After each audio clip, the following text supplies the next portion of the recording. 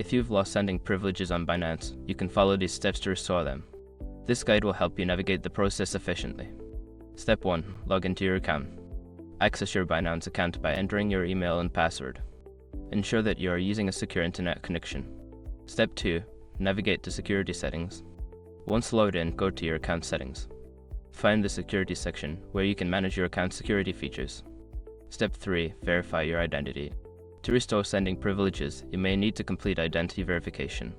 Follow the prompts to upload any required documents and confirm your identity. Step 4. Check for withdrawal limits.